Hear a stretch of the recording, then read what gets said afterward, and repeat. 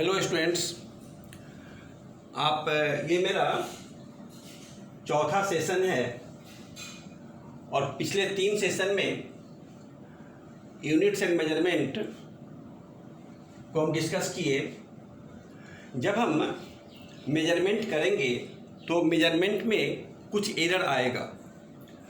तो next topic हम काम कर रहे हैं एरर्स इन मेजरमेंट कि पहले तो हम जाने कि एरर होता क्या है।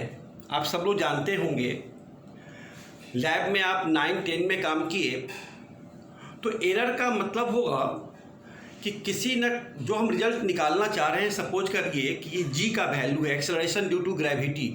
बेस्ट एग्जांपल है, आप सब लोग जानते हैं उसका वैल्यू 9.8 मीटर पर सेकेंड स्क्वायर होता है। ये ट्रू वैल्यू हुआ और अब हम इस वैल्यू को मेजर करेंगे तो मेजर्ड वैल्यू होगा, जो मेजरमेंट करने के बाद हम लाएंगे।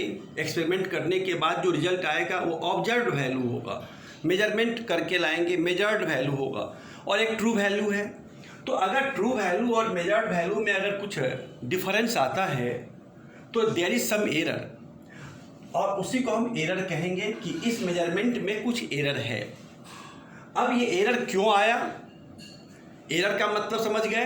ट्रू वैल्यू और मेजर्ड वैल्यू में अगर कोई डिफरेंस हो तो हम उसको एरर कहेंगे। तो ये एरर क्यों आया इस मेजरमेंट में, उस टॉपिक को आज हम समझेंगे कि एरर्स क्यों आता है। तो बेसिकली इस एरर को 2 भाग में डिवाइड किया गया। पहला पार्ट है सिस्टमैटिक एरर। जितने भी कॉम्पिटिटिव एग्जाम होते हैं ये टॉपिक से कुछ क्वेश्चन रहता ही है, इसलिए 11th के एनसीईआरटी में तो है ही, हम उसी को फॉलो करेंगे। लेकिन एग्ज़ाम, कॉम्पिटिटिव एग्ज़ाम के लिए अगर आप चाहते हैं तो इसके लिए ये भी टॉपिक ज़रूरी है। तो सिस्टमैटिक एरर और दूसरा है रैंडम एरर। देखिए एनसीईआरटी के सिलेबस में 10 क्लास दिया गया है इसको, इसमें कुछ ना कुछ इसका इम्पोर्टेंस होगा। बिना इस टॉपिक को आप ठीक से समझे हुए आप आगे नहीं बढ़ सकते हैं। इसलिए आज हम एरर क्यों आया, क्यों हमारा ट्रू वैल्यू से मैच नहीं किया। यदि मैच कर जाता तो इस चैप्टर का काम ही नहीं होता। लेकिन एरर है तो एरर को बेसिकली 2 भाग में बांटा गया, सिस्टमैटिक एरर और रैंडम एरर। तो सिस्टमैटिक एरर है क्या चीज़? देखिए, यदि हम दो errors whose causes are known, definite cause है, हम जानते हैं कि किस कारण से ये एरर आया, सिस्टमैटिक एरर कहलाएगा।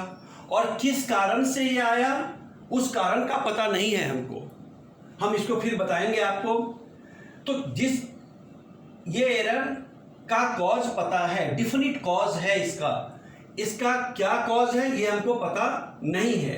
जिस एरर में, जो एरर बिना किसी जानकारी के, बिना किसी कॉज के आ जाए, पता नहीं क्या कॉज है, हम उसको रैंडम एरर कहेंगे। कॉज का पता है, डिफिनिट पता है कि हाँ इस कारण से ये एरर आया, that is called systematic error.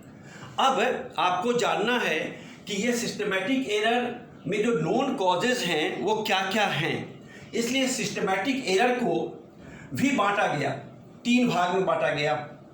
Basically बहुत से पार्ट होंगे, लेकिन बेसिकली जो एनसीईआरटी में है हम उसको फॉलो करेंगे। पहला होगा हम इंस्ट्रूमेंटल एरर, दूसरा है एरर्स ड्यू टू इम्परफेक्शन, और तीसरा है पर्सनल एरर। तो systematic error, non cause error को भी 3 भाग में बांटा गया कि नॉन कॉज क्या क्या नॉन कॉज हो सकता है। उसको 3 भाग में बांटा गया, instrumental error, errors due to imperfection और पर्सनल एरर। हम लोग अब इस तीनों को अलग अलग समझेंगे। पहला है हमारा इंस्ट्रूमेंटल एरर। देखिए, नाम से क्लियर है, इंस्ट्रूमेंटल एरर मैन्युफैक्चरिंग डिफेक्ट हो सकता है। हम जो डिवाइस लिए तो उसमें मैन्युफैक्चरिंग डिफेक्ट हो जाएगा, तो उसको हम कुछ कर नहीं सकते हैं। वो मैन्युफैक्चरिंग डिफेक्ट हो गया तो वह इंस्ट्रूमेंट में प्रॉब्लम है, लेकिन उसी इंस्ट्रूमेंट से हमको रीडिंग लेना है। अब हम समझेंगे कि उस इंस्ट्रूमेंट में क्या प्रॉब्लम आया, मैन्युफैक्चरिंग प्रॉब्लम क्या आया। तो देखिए, जो आप जानते हैं पहले से, इस इंस्ट्रूमेंटल एरर को समझे आप कि इंस्ट्रूमेंट के मैन्युफैक्चर में प्रॉब्लम आया, डिफेक्ट आ गया, और उस डिफेक्टिव इंस्ट्रूमेंट से हमको रीडिंग लेना है। जैसे इंस्ट्रूमेंटल एरर का बेस्ट एग्जांपल जीरो एरर है। ये बेस्ट एग्जांपल इसका है, इंस्ट्रूमेंटल एरर का एग्जांपल हुआ जीरो एरर। ये जीरो एरर क्या है समझिए आप। जैसे देखिए कि आपको हम बताए थे पिछले क्लास में, कई एक बार बताए कि ये हमारा मेन स्केल है, इसमें डिफरेंट डिविजन्स हैं और एक है। तो सपोज कीजिए कि अगर हम कहें कि ये इसका जीरो है और मेन स्केल का ये जीरो हुआ, यहाँ से शुरू करते हैं हम। और अब वर्नियर स्केल रखे हम, ये वर्नियर स्केल है, ये वर्नियर स्केल हुआ, ये मेन स्केल का जीरो है और ये वर्नियर स्केल में भी डिफरेंट डिविजन्स होंगे। ये वर्नियर स्केल का जीरो है, ध्यान देना है। ये वर्नियर स्केल का जीरो, ये मेन स्केल का जीरो, बिल्कुल दोनों कोइंसाइड कर गया तो कहेंगे कि इस इंस्ट्रूमेंट में कोई एरर नहीं है, जीरो एरर जीरो है, जीरो एरर जीरो है। तो इंस्ट्रूमेंट में कोई प्रॉब्लम नहीं आया, इंस्ट्रूमेंटल एरर। जरूरी नहीं है कि इंस्ट्रूमेंट हमारा डिफेक्टिव ही हो, इंस्ट्रूमेंट हमारा सही है तो जीरो एरर नहीं होगा। कैसे नहीं होगा? वर्नियर स्केल का जीरो और मेन स्केल का जीरो दोनों कोइंसाइड कर गया तो कहेंगे जीरो एरर है नहीं, सबसे बेस्ट इंस्ट्रूमेंट हुआ। लेकिन जहाँ तक हम देखे हैं, अगर हमारे लैब में 20, 25, 50 स्लाइड कैलिपर्स है तो उसमें 50% में एरर होगा, और ये कोई डिफेक्टिव एरर तो हुआ ही, और डिफेक्टिव एरर के साथ साथ ये जो स्केल का प्रॉब्लम है ये हुआ। अब क्या प्रॉब्लम हुआ? तो दो बात होगी इसमें, ये जीरो एरर इस जीरो से आगे चला गया। तो अब बताइए कि इनिशियल रीडिंग दोनों कोइंसाइड जब नहीं किया तो इनिशियल रीडिंग ही गलत हो गया हमारा। Zero of vernier scale ahead of zero of main scale, तो मेन स्केल क्या जीरो पीछे, वर्नियर स्केल का जीरो आगे। ऐसे कंडीशन में हम कहेंगे ये हमारा पॉजिटिव जीरो एरर है। कौन सा एरर है? Positive zero error. तो हम जो रीडिंग लेंगे, जो हमारा मेथड रीडिंग लेने का आप लैब में काम करेंगे, तो जो फाइनल रीडिंग हमारा आएगा उस फाइनल रीडिंग में जो जितना ये आगे बढ़ा उसको लिस्ट काउंट से मल्टीप्लाई करके मेथड है माइनस कर लेंगे, क्योंकि इतना तो हम आगे बढ़ चुके थे और रीडिंग हम लिए। तो जीरो एरर में दो तरह का जीरो एरर हुआ, एक हुआ पॉजिटिव और दूसरा है निगेटिव। पॉजिटिव का मतलब है ये जो आप फिगर आप देख रहे हैं, वर्नियर स्केल का जीरो मेन स्केल के जीरो से आगे हो गया तो पॉजिटिव जीरो एरर।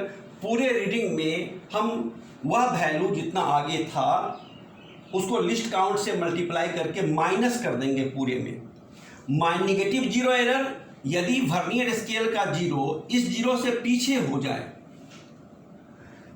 यदि वर्नियर स्केल का zero, if zero of vernier scale and zero of main scale, so zero of main scale ahead of vernier, zero of vernier scale main scale का zero ही आगे हो गया, ऐसे condition में negative zero error होगा। और पूरे रीडिंग में जो हमारा लास्ट कैलकुलेशन होगा उस कैलकुलेशन में इस वैल्यू को मल्टीप्लाई कर देंगे लिस्ट काउंट से, और निगेटिव अगर जीरो एरर है तो उस रीडिंग में प्लस कर देंगे। तो positive zero error, negative zero error, positive zero error में पूरे रीडिंग में माइनस कर देना है, निगेटिव जीरो एरर में पूरे रीडिंग में प्लस कर देना है। तो हम मिनिमाइज कर लेंगे, हम इस एरर को दूर कर सकते हैं। तो इंस्ट्रूमेंट में ये प्रॉब्लम आया, इसको इंस्ट्रूमेंटल एरर कहेंगे। हम जब हमारा एरर जीरो दोनों कोइंसाइड नहीं करेगा, वैसे कंडीशन में ये जीरो एरर हम कहेंगे। और ये दो टाइप का होगा, पॉजिटिव जीरो एरर और निगेटिव जीरो एरर। इस एरर के साथ हम कैलकुलेशन करके इस एरर को प्लस में माइनस कर लेंगे, माइनस अगर है एरर तो प्लस कर लेंगे, ठीक है। तो इस तरह से हम इसको मिनिमाइज कर लेंगे। ये इंस्ट्रूमेंटल एरर आया जो सिस्टमेटिक कारण हमको मालूम हो गया। तो इसलिए जो नोन कॉज है उस कॉज को हम सिस्टमैटिक एरर कहते हैं। उस सिस्टमैटिक एरर में पहला हम इंस्ट्रूमेंटल एरर होगा, ये आप जानें। दूसरा है एरर्स ड्यू टू इम्परफेक्शन। तो एरर्स ड्यू टू इम्परफेक्शन क्या होता है? तो देखिए, जब हम एक्सपेरिमेंट करते हैं आपको अनुभव होगा कि सपोज कीजिए कि हम सिंपल पेंडुलम लिए, एक बॉब लेते हैं, उस बॉब को ऑसिलेट किए, हमको टाइम पीरियड निकालना है। तो इस तरह से जब ये ऑसिलेशन होगा तो इस ऑसिलेशन में कहाँ ऑसिलेशन हो रहा है? एयर में ऑसिलेशन हो रहा है। तो एयर, ये बॉब के बराबर जो एयर होगा, उस एयर को ये बॉब डिस्प्लेस करेगा। तो वो एयर क्या करेगा? एक बुएंट फोर्स लगाएगा, एक अपोजिंग फोर्स लगाएगा, एक फ्रिक्शनल फोर्स लगाएगा। तो क्या ये फ्रीली मूव कर पाएगा? नहीं। तो फ्रीली मूव नहीं किया तो ये फ्रीली ऑसिलेट नहीं हुआ। जब तक फ्रीली ऑसिलेट नहीं होगा हमारा रीडिंग सही नहीं आएगा। तो ये पॉसिबल नहीं है कि हम वैक्यूम कर दें, लेकिन इतना पॉसिबल है कि हम इसको एक ऐसे कंटेनर में रखें जिसमें कि एक्सटर्नल एयर का प्रेशर एग्जॉर्ट ना हो। तो ऐसे एरर जिसको हम इग्नोर कर देते हैं, जिस एरर में इग्नोरेंस हो जाता है और उसको हम कंसीडर नहीं करते हैं उस कंडीशन में, जैसे कि यहाँ पर फ्रिक्शनल फोर्स है एयर का। आप जब रॉड को गर्म करते हैं और रीडिंग लेते हैं, तो जब हीट दिए किसी मेटेलिक रॉड को गर्म करते हैं तो यहाँ से हीट रिलीज होगा रेडिएशन के रूप में। तो बहुत सारे एक्सपेरिमेंट में आप देखेंगे कि इस रेडिएशन से हीट लॉस है, इसको हम कंसीडर नहीं करते हैं और एक थर्मामीटर यहाँ लगा दिए, एक थर्मामीटर यहाँ लगा कर रीडिंग ले लेते हैं और फिर हम कहते हैं कि हमारा एक्सपेरिमेंट कंप्लीट हो गया। लेकिन ये जो पार्ट है, इस सरफेस से रेडिएशन के टर्म में जो लॉस हुआ, उस लॉस को हम कंसीडर नहीं करते हैं। जैसे हम एक स्प्रिंग बैलेंस 9th क्लास में हम स्प्रिंग बैलेंस से किसी बॉडी को के मास को मेजर करते हैं। तो ये एयर, ये इस बॉडी का वेट है और एयर में ही कहते हैं, एयर में हम इसका वेट ले लिए। तो एयर, इतने एयर को डिस्प्लेस ये किया होगा तो एक बुएंट अप थ्रस्ट तो लगा होगा। केवल लिक्विड में रखने के बाद ही अप थ्रस्ट लगे, ये जरूरी नहीं है। बुएंसी फोर्स तो फ्लूइड में होगा, एयर भी इसको लगाएगा, हम इसको कंसीडर नहीं करते हैं। तो इस तरह से अप थ्रस्ट को कंसीडर नहीं करना, रेडिएशन लॉस है उसको कंसीडर नहीं करना, ऑसिलेशन सिंपल पेंडुलम का हो रहा है, इसमें जो एयर का फ्रिक्शनल फोर्स लग रहा है, इसको कंसीडर नहीं करना। ये सब कंसीडर नहीं करने को हम एरर्स ड्यू टू इम्परफेक्शन कहते हैं। इसको हम मिनिमाइज कर सकते हैं, इसको कंसीडर करना चाहिए। इस रेडिएशन से लॉस जो हो रहा है, इसको हम अगर कोई इंसुलेटिंग मटेरियल से इसको कवर कर दें तो ये लॉस रुक जाएगा। इसको एक कंटेनर के अंदर बंद करके हम तब इसका मास लें तो ये लॉस कम हो जाएगा, तो मिनिमाइज हो सकता है। ये कंप्लीट इसको जीरो नहीं कर सकते हैं। तो एरर्स ड्यू टू इम्परफेक्शन इन सब कारणों से होगा। अब आप आइए, तो इसका भी कॉज हमको पता है। जिस तरह से इंस्ट्रूमेंटल एरर में कॉज पता था, इस तीनों का कॉज पता है हमको। कॉज पता है इसलिए एरर्स ड्यू टू इम्परफेक्शन हुआ और ये सिस्टमेटिक एरर में डाला गया। अब एक लास्ट एरर बचा जिसको कहते हैं पर्सनल एरर। नाम से क्लियर है, हम इग्नोरेंस करते हैं। एक्सपेरिमेंट करते समय हम सेंसिटिव नहीं होते हैं, और सेंसिटिव जब नहीं होंगे, जैसे आप देखिए कि हम बार बार स्टूडेंट को कहते हैं कि एक मेजरिंग सिलेंडर है, ये मेजरिंग सिलेंडर है, इसमें हम वाटर यहाँ तक लिए।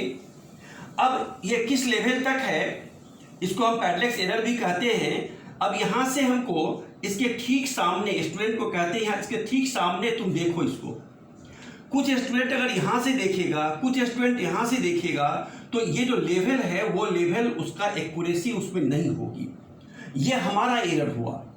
जैसे हम 10th में बताए कि वोल्ट मीटर ओम्स लॉ कर रहे थे, वोल्ट मीटर का रीडिंग आया। अब कोई स्टूडेंट इस रीडिंग को, इस इंडिकेटर के रीडिंग को इस साइड से देख रहा है, कोई इस साइड से देख रहा है। इस नीडल के ठीक ऊपर पैरेलल, यदि हम पैरेलल होकर, अपने ऑब्जर्वर अगर पैरेलल होकर इस इंडिकेटर को ना देखें तो रीडिंग कुछ ना कुछ रीडिंग में डिफरेंस आएगा। ये हमारी गलती है। हम उस एरर को दूर कर सकते हैं। हम पैरेलैक्स एरर या जो भी इस टाइप का एरर होगा जिसमें हमारा इग्नोरेंस है, हम सेंसिटिव ना हैं, उस समय हम सेंसिटिव हो जाएं एक्सपेरिमेंट में, हम इस तरह के एरर को ना करें। ये हमारा एरर है, हम इसको दूर कर सकते हैं। तो ये भी कॉज पता है हमको, इसको हम पर्सनल एरर कहेंगे। So in known causes there are 3 errors: instrumental error, errors due to imperfection, and personal error, and all are called systematic error. इस तरह से सिस्टमैटिक एरर आप जाने। अब एक एरर और है जिसको हम रैंडम एरर कहते हैं। देखिए ये आया कैसे एरर। सपोज कीजिए जब आप एक्सपेरिमेंट कीजिएगा तो किसी वायर का स्क्रू गेज से हमको डायमीटर निकालना है, ठीक है। हम यहाँ स्क्रू गेज को लगाए, इस जगह पर लगाए स्क्रू गेज को, इसका डायमीटर निकाल लिए।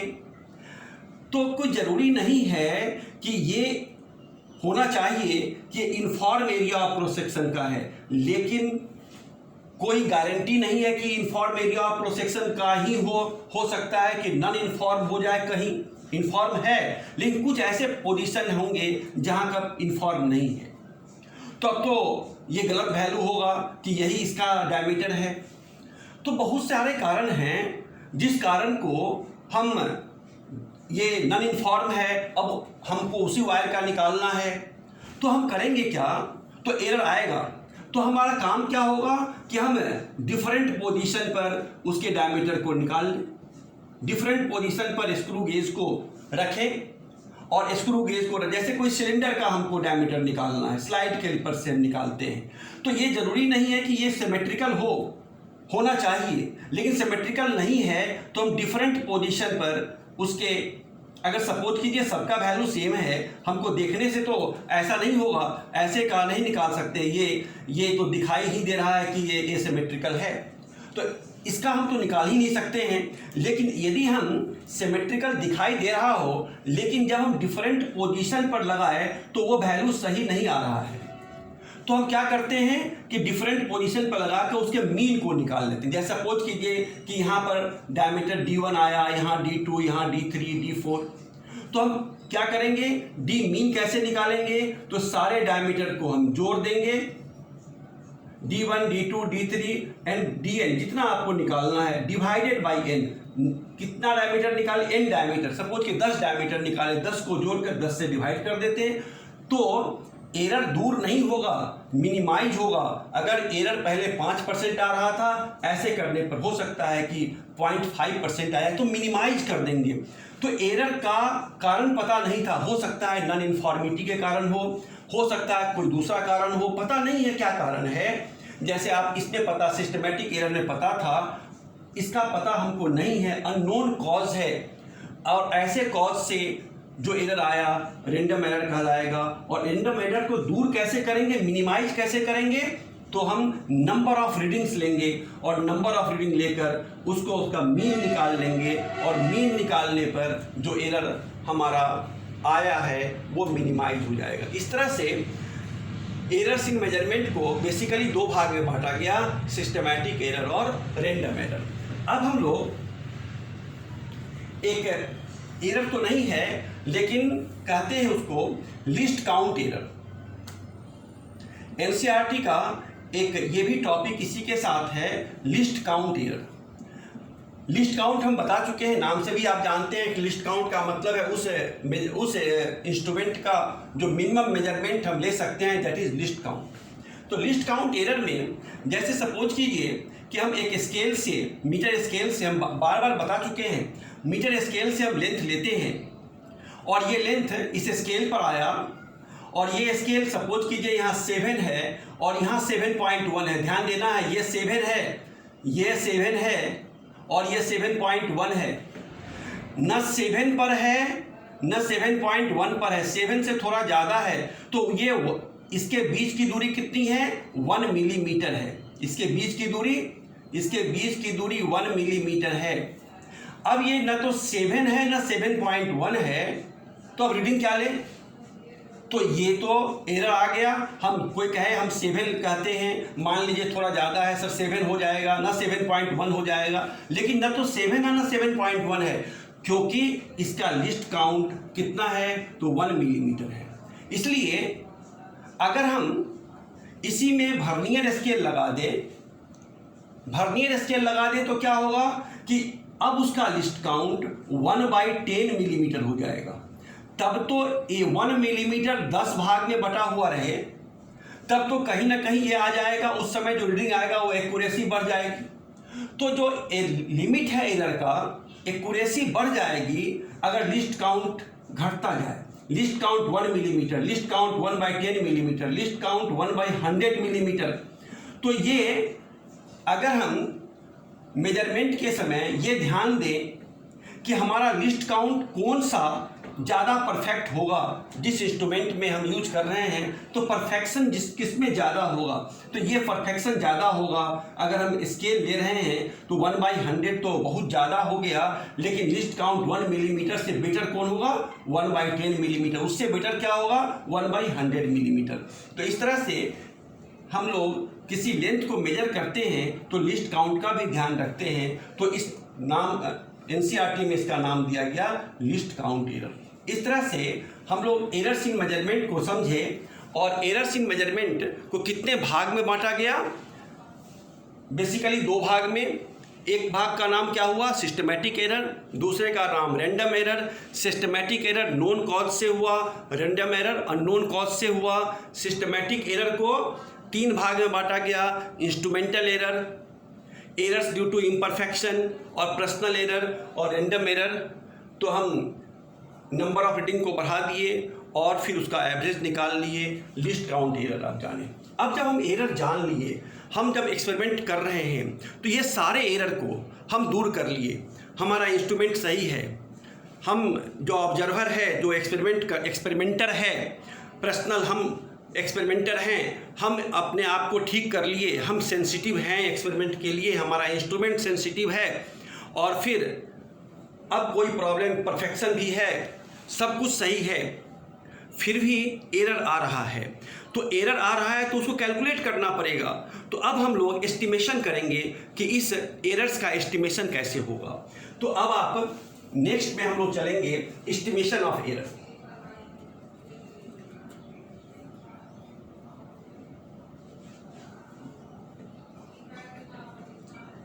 एस्टिमेशन करेंगे, कैलकुलेशन करेंगे। इस एस्टिमेशन ऑफ एरर में सबसे पहले होता है, इसको कहते हैं हम एब्सोल्यूट एरर।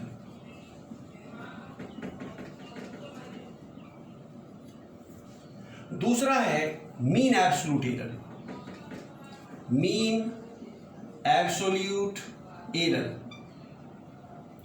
तीसरा है absolute error, mean absolute error. तीसरा होगा रिलेटिव एरर और चौथा है रिलेटिव